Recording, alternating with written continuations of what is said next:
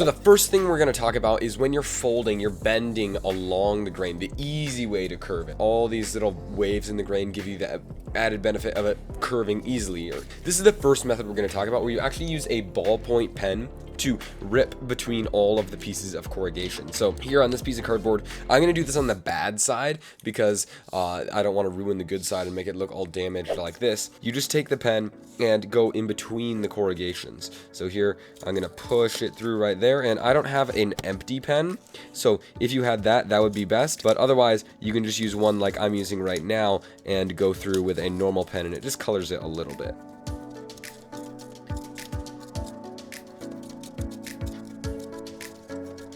And then you also want to make sure that when you're doing this, you want to do it on something you don't care about a lot, because it might leave some marks, especially if it's not an empty pen. And then also, oftentimes you don't get quite all the way through, so you'll end up with these little connections at the edge, and that really messes with the fold being nice and smooth all the way around. So you want to make sure you clean those up as well, so that it breaks all the way through at all of these spots. And the great part about bending cardboard this way is that it's really hard to mess up, since the ballpoint pen can't actually cut all the way through the cardboard. You don't have to worry about that, and it kind of just naturally falls into those valleys so that you get the split right where you need it, and it curves really well because of those rips, and you're not really missing any material. It still has a little bit of like smush to it, and it can go convex and concave curves, so you can curve it around a groove just like this, and you can also take it around in this direction, and that works really well. It doesn't work amazingly for like really small radiuses. So right here you can see there's some little like wrinkles there, or if you tried to go around a really small circle,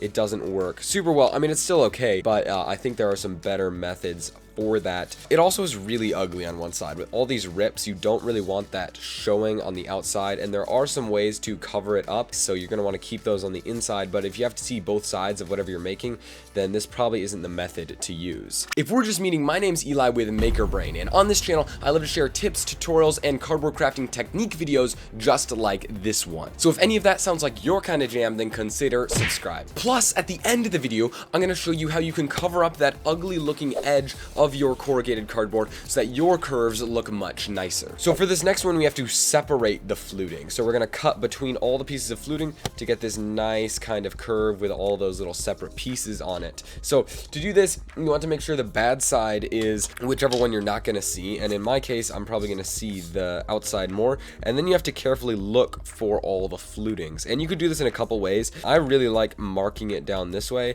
because it's easy to see from the top, and then I can go by and cut between all of them. And this is really helpful to have a sharp knife, and I definitely recommend having a small hobby knife like this one because it's just a little more controlled and accurate. And then what you're going to do is take these lines all the way across, and they're inside of these valleys in the cardboard. So where there is a opening here, you want to cut all the way down, and then that's going to give you that separation that we want.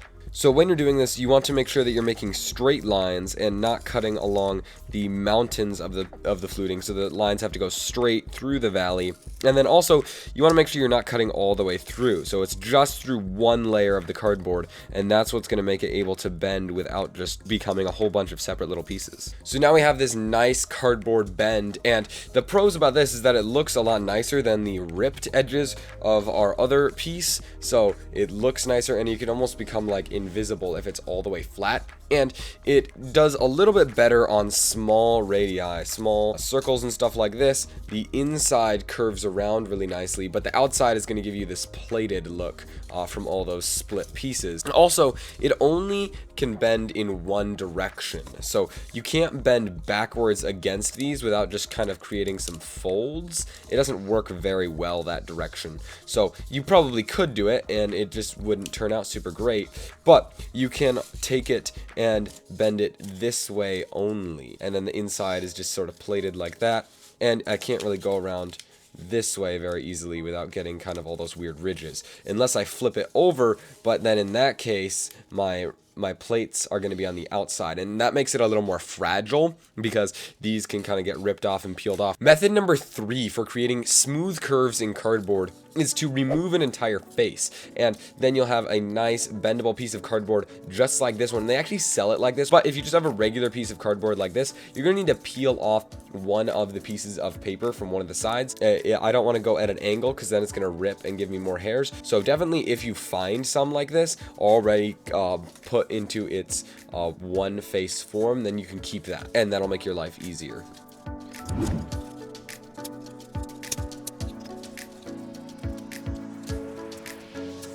Now, oftentimes it isn't quite this hard to get one face off, but I suppose it just depends upon the cardboard manufacturer, and it is very important to get it all off.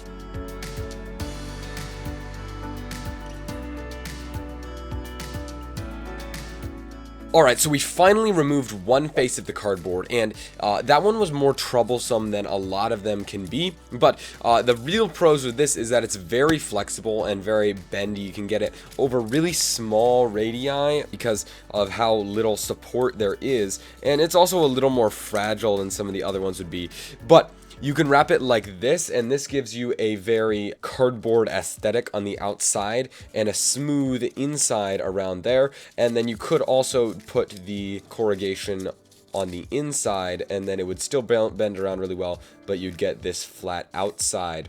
And the inside does look a little funny though, with all these ridges touching this, and there's like those gaps in there. And it could look nice on the outside, you might be able to say that, but at the same time, it could also just be really kind of hairy like this, which does not look super great and would take a while to clean up. That's definitely a con for using this method. And now my fourth method for creating smooth cardboard curves is to actually just use paper, and this could be the paper that you've ripped off of your one face of cardboard. So if I rip this off of here, boom, now I have a piece of paper. Or you could just use ordinary construction paper or like cardstock and use this to create a nice cardboard round shape. And if you rip it off of cardboard, then it's going to look just like cardboard and nobody's going to know the difference. So the thing is, it is very weak, but you can bend it like around anything because it's so thin and flexible. Although it's fragile, if you support it correctly and get things working well, then just using paper can definitely be a big a technical advantage to make things look really nice in your cardboard creations without actually having to put in the work of making your cardboard bend the way you want. But also, here's another little pro tip for you. If you take maybe like this method and you've ripped one side of paper off and then you wrap it around and you don't want to see this bump on the outside, you can then take a piece of paper or some of the cardboard that was ripped off and glue it back on while it is curved. So now you've basically created a permanently curved piece of cardboard that looks totally regular, and that is really awesome. You could do the same thing with any of these other methods where you've got an ugly side and you want to kind of cover that up. After bending it, you could put another piece of paper on it and then it would look totally smooth like a regular piece of cardboard. And now, question of the day: do you ever use paper in your cardboard creations? This could be in any way, not just to create like smooth cardboard curves, but do you use paper at all? I would love to hear your answer in the comments below. I read and reply to every comment, so if you drop it down there, I'll be sure to get back with you. All right, well, at Maker Brain, I like to give you options so you can use your creativity however you want. So we were just learning how to bend with the grain. So like here, if I'm bending, it tends to want to bend along these corrugations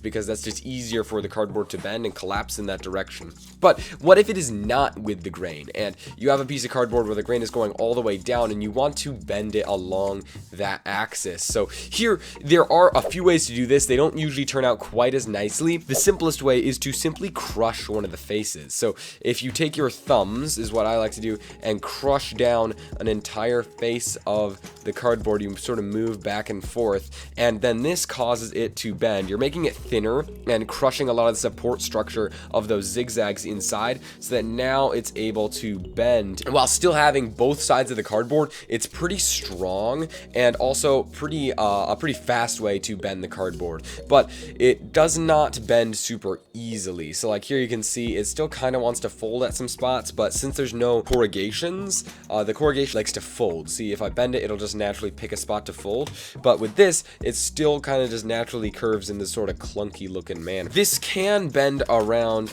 radii like this. It doesn't look, like I said, if you crush it a little more, it turns out better and you have support on both sides, but it does it does work that way, and I should have put the crushed up this dirty, the ugly side instead of crushing the nice side. It does give you a smooth cardboard fold like that, and that's definitely better than if you had just taken a piece where you got the grain going that way and tried to bend it around. You're gonna end up with a lot of like separate bumps like that. That does work, but it's not super great, and it kind of looks wrinkly. So we're gonna go on to something different that works even better. And this also deforms the thickness of the cardboard, which isn't usually something great for when you're modeling, because now this cardboard's thinner than your regular piece of cardboard, which makes dimensions and stuff a little bit confusing. So now what we're gonna do is we are going to split the cardboard again. So we're gonna split a face, and with all these separate cuts, just like we were doing with the grain, we can do it against the grain, and it just turns out a little bit different. All you have to do for this one is take your knife and be sure to cut through only 2 layers of the cardboard. So I'm cutting through the top layer and the corrugation in the middle. Then what I kind of have to do is take the cardboard and bend it back. I'm not going to cut perfectly all the way to that bottom piece of paper without cutting through it, so I'm careful not to cut through the bottom, but I don't actually get all the way there. To finish getting the rest of the way there, I have to take the cardboard and bend it. So here I've got that cut, and now if I bend it out, it just sort of finishes ripping those, and it gets all the way down there. I recommend spacing these out far enough that you get support in the middle, but not too far apart. So my kind of rule of thumb is I keep it the same spacing as the corrugation.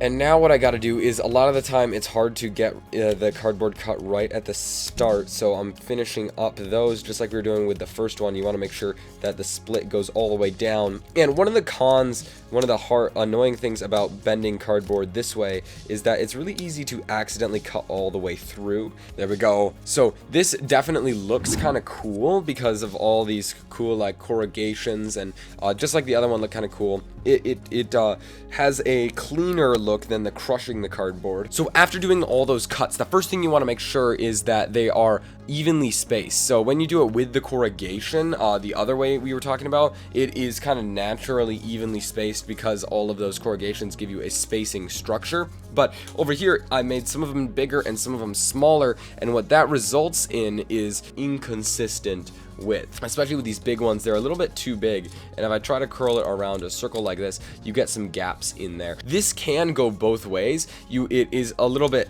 tenuous to try and fold backwards into there, but especially if you have a structure to support it, I can get it to go backwards, and if it's got support there, then it won't look too shabby going in like this. So then you can get concave and convex curves. As you can see, it fights me a little bit, but it's definitely easier than doing the crush method. You also want to make sure you don't cut all the way through the cardboard, and you also can easily make like curvy mistakes like that. But now maybe you're curving your cardboard and you've got that nice smooth curve, but this corrugation on the bottom is bugging you because it's kind of ugly and you wanted to keep it looking nice there. You could put it on top of your circle or whatever you're going around, but then you have this corrugation to deal with right there, and that doesn't look good either. So you can actually hide this, and the best way to do that is to do what I call the edge notch method. So if I take this piece of cardboard that I want to curve right here, and I figure out how thick my other pieces of cardboard are, for me that's like 1/8 of an inch, but I can also just take another piece of cardboard, set it right here on the edge, and make sure that the edges are lined up. Then I'll take my pencil or pen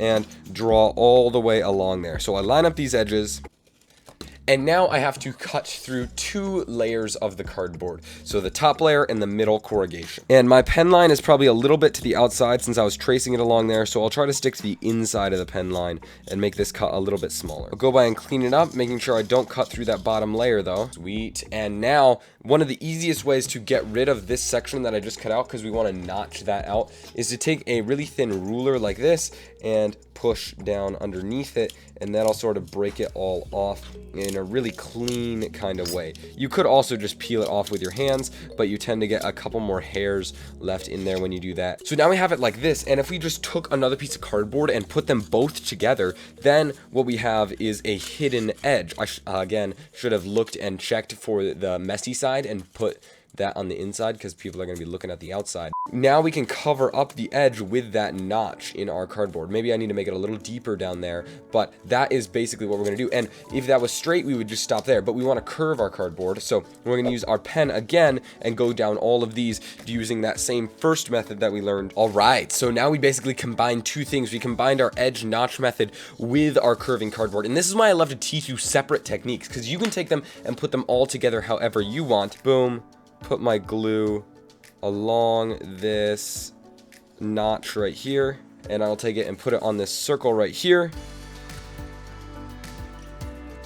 being sure to try and press that circle all the way up into the notch. And we got a little extra down there that we'll deal with at the end, but that's not really the point of this video. Is we can combine our methods, and now we have this amazing looking cylinder. If I had paid attention to which side was ugly, amazing looking cylinder where we've got a smooth curve and the corrugation is covered. So combine those methods and that's really awesome. But hey, if you want to learn 4 more ways to hide the edge of your corrugated cardboard just like this, then click on the video that popped up right here, or watch another video right here. As always, I'm Eli Tennant, this is Maker Brain, and I will see you in another video. God bless.